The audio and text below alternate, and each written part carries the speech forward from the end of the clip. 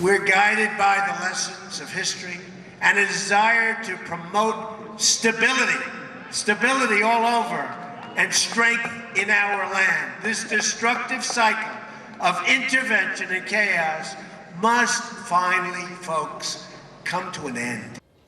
Welcome back to Lead. That was President-elect Donald Trump on Tuesday night vowing to scale back U.S. intervention overseas, all part of his America First policy. Joining me now to talk about this and more, Congresswoman Tulsi Gabbard, Democrat of Hawaii, I guess you say. She serves on the Armed Services and Foreign Affairs Committee. Thank you so much for being here. We appreciate it. Aloha, Jake. Always good to see you. So let me ask you a question.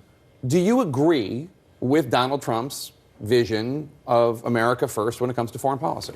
I'm glad to hear him talking about ending our country's interventionist regime change war policies. As you know, this is something that I've been talking about for years, that we need to stop the destruction that's been caused by our country continuously getting involved in these counterproductive regime change wars that not only end up strengthening our enemy in groups like ISIS and Al-Qaeda, but they actually end up causing more suffering for the people in these countries where we are intervening, as in Syria now. I know you feel that way about Syria and Libya and Iraq. Do you feel that way about Afghanistan?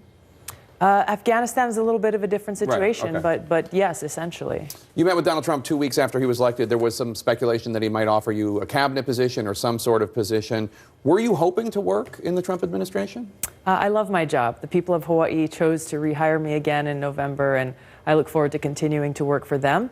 My goal in going there, in receiving the invitation to speak to President-elect Trump, was to speak specifically about the situation in Syria, the dangerous consequences of escalating the regime change war that the United States is fueling there, along with countries like Saudi Arabia and Qatar and Turkey, escalating that through a so-called no-fly zone or safe zone, and urging him to end our regime change war there, to stop funding, both directly and indirectly, groups that are working with Al-Qaeda and ISIS, and to stop funneling those dollars and weapons and other assistance through these other countries like Saudi Arabia, who are directly supporting these terrorist groups, who are supposed to be our enemy, who we're supposed to be fighting to defeat. And tell me about the legislation. You have a bill that you introduced today that would address loopholes you say have allowed American taxpayer dollars to fund terror groups such as Al-Qaeda and ISIS in Syria. Are you really suggesting that the U.S. government is funding these terrorist groups? I'm not only suggesting it. This is the reality that we're living in. And not directly, most though. Americans, you know, if you or I were to go and provide money,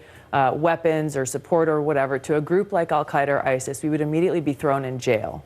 However, the U.S. government has been providing money, weapons, intel assistance, and other types of support through the CIA directly to these groups that are working with and are affiliated with Al-Qaeda and ISIS. So you're saying the CIA is giving money to groups in Syria, and those groups are working with al-Nusra and ISIS? There have been numerous reports from the New York Times to the Wall Street Journal and other news outlets who have declared that these rebel groups have formed these battlefield alliances with Al-Qaeda, that essentially these Al-Qaeda groups are in charge of every single rebel group on the ground fighting in Syria to overthrow the Syrian government. Now, the U.S. government says that they vet the groups that they give money to very, very closely, and that you're wrong. There are not alliances between groups that the American taxpayers fund and these other groups. Obviously, they all are fighting Assad.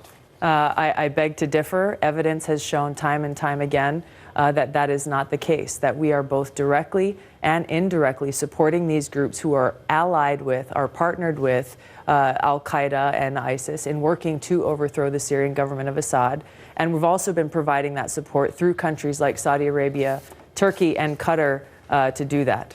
Quickly before you go, I know that some of your colleagues, Democrats, have expressed concern about too many retired generals being in the Trump cabinet. You have the National Security Advisor, General Flynn, and then also he's talked about General Mattis and General Kelly at the Pentagon and Homeland Security. Do you share their concerns, or do you disagree? I don't share their concerns. In fact, as a veteran and as someone who's still serving in the Hawaii Army National Guard, I find it pretty offensive for people to outright discriminate against veterans. Here you have generals who have literally spent their whole lives serving our country, putting service before self, putting their lives on the line to defend democracy. And yet people are criticizing them and discriminating against them, saying just because you served as a general previously, you are disqualified from serving in a high position of leadership in our government. These people arguably have put far more on the line and are far more deeply personally committed to upholding and protecting our democracy than their critics. Congresswoman Tulsi Gabbard, thanks so much. Always good to see you. From a World War II fighter pilot